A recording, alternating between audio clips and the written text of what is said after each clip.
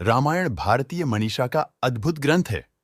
भगवान विष्णु ने अवतार ग्रहण कर अयोध्या नरेश राजा दशरथ के यहाँ उनकी पटरानी कौशल्या के गर्भ से श्री राम के रूप में जन्म लिया था। बालकांड में भगवान श्री राम के जन्म के अनेक कारणों का उल्लेख मिलता है।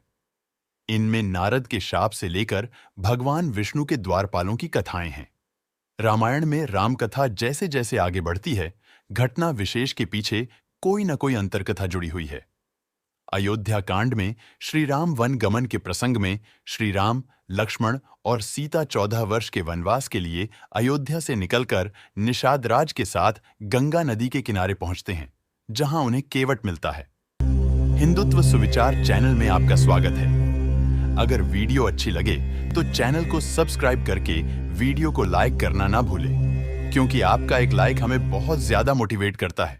श्री रामचरितमानस में लिखा है कि मांगी नाव न केवटुआना, कही तुम्हार मर्मों में जाना, चरण कमल रज कहूं सबु कही, मानुष करनी मूरी कछु अही, छुअत सिला भी नारी सुहाई, पाहनते न काठ कठिनाई, तरणियों मुनि घरणी होई जाई, बाट परी मोरी नाव उड़ाई।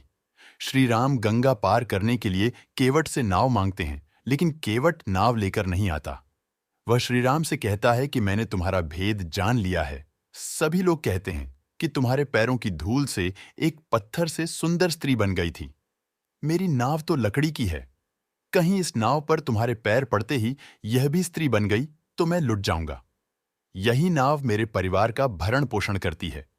यहां प्रश्न उठता है कि आखिर वह कौन सा मर्म था जो केवट यानी निषादराज जान गया था। इस संदर्भ में एक कथा मिलती है। एक बार क्षीर सागर में भगवान विष्णु शेष शैया पर विश्राम कर रहे थे और लक्ष्मी जी उनके पैर दबा रही थीं। विष्णु जी के एक पैर का अंगूठा शैया के बाहर आ गया और लहरें उससे खिलवाड़ करने लगीं।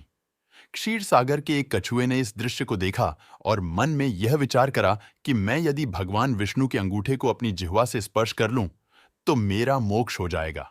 यह सोचकर वह कछुआ भगवान विष्णु के चरणों की ओर बढ़ा। उसे भगवान विष्णु की ओर आते हुए शेषनाग जी ने देख लिया और उसे भगाने के लिए जोर से फुंफकारा। फुंफकार सुनकर कछुआ भागकर छुप गया।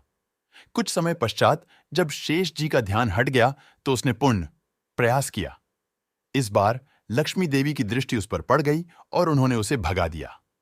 इस प्रकार उस कछुए ने अनेकों प्रयास किए, पर शेष जी और लक्ष्मी माता के कारण उसे कभी सफलता नहीं मिली। यहां तक कि सृष्टि की रचना हो गई और सतयुग बीत जाने के बाद त्रेता युग आ गया। इस बीच उस कछुए ने भी अनेक बार अनेक योनियों में जन्म लिया और प्रत्येक जन्म में भगवान की प्राप्ति का प्रयत्न करता रहा। अपने तपोबल से उसने दिव्य दृष्टि प्राप्त कर ली।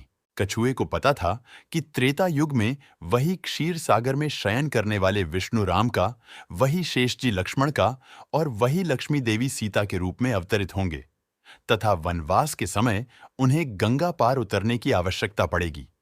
इसीलिए वह भी केवट बनकर वहां आ गया था।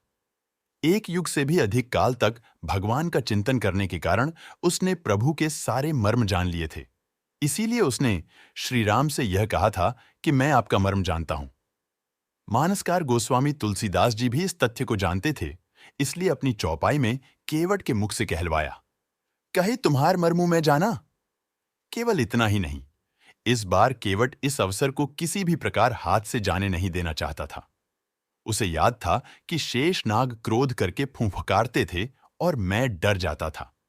अब की बार वे लक्ष्मण के रूप में मुझ पर अपना बाण भी चला सकते हैं, पर इस बार उसने अपने भय को त्याग दिया था। लक्ष्मण के तीर से मर जाना उसे स्वीकार था, पर इस अवसर को खोना गवारा नहीं। इसीलिए केवट बोला, हे नाथ, मैं चरण कमल धोकर आप लोगों को नाव पर चढ़ा लूंगा, मैं आपसे उतराई भी नहीं चाहता। हे राम, मुझे आपकी दुहाई और दशरथ जी की सौगंध है, मैं आपसे बिल्कुल सच कह रहा हूं। भले ही लक्ष्मण जी मुझे तीर मार दें, पर जब तक मैं आपके पैरों को पखार नहीं लूंगा तब तक हे कृपालु मैं पार नहीं उतारूंगा। फिर जो हुआ वह वही समझने योग्य है। गोस्वामी लिखते हैं, सुनी केवट के बैन प्रेम लपेटे अटपटे, बिहन से करुणायन चिति जानकी लखन तन। केवट के प्रेम में लपेटे हुए अटपटे वचन सुनकर करुणा के धाम श्री रामचंद्र जी जानकी जी और लक्ष्मण जी की ओर देखकर हंसे, जैसे वे उनसे पूछ रहे हैं कहो, अब क्या करूं? उस समय तो केवल अंगूठे को स्पर्श करना चाहता था और तुम लोग इसे भगा देते थे, पर अब तो यह दोनों पैर मांग रहा है। केवट बहुत चतुर था। उसने अपने साथ ही साथ अपने परिवार और पितरों को भी मोक्ष प्रदान करवा दिया। जब गंगा पार हो गई, तब निषाद राज और लक्ष्मण जी, सीता जी और राम जी नाव से उतरकर रेत बालू में खड़े हो गए हैं। तब केवट ने उतरकर प्रभु को दंडवत प्रणाम किया है। सोचने वाली बात यह है कि गंगा जी के उस पार तो केवट बड़ी अकड़ दिखा रहा था।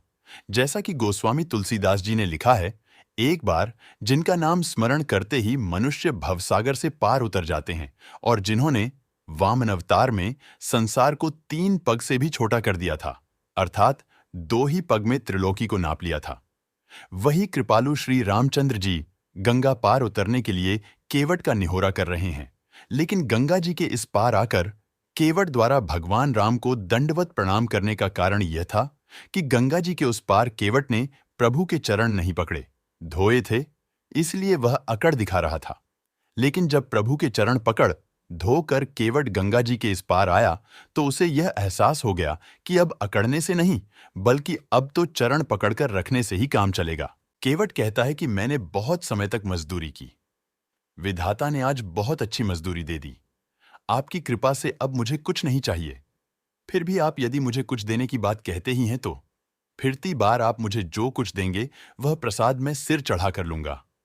तब करुणा के धाम भगवान राम ने पवित्र भक्ति का वरदान देकर उसे विदा किया। आशा करते हैं आज की जानकारी आपको अच्छी लगी होगी। आज के वीडियो में बस इतना है। जय श्री राम।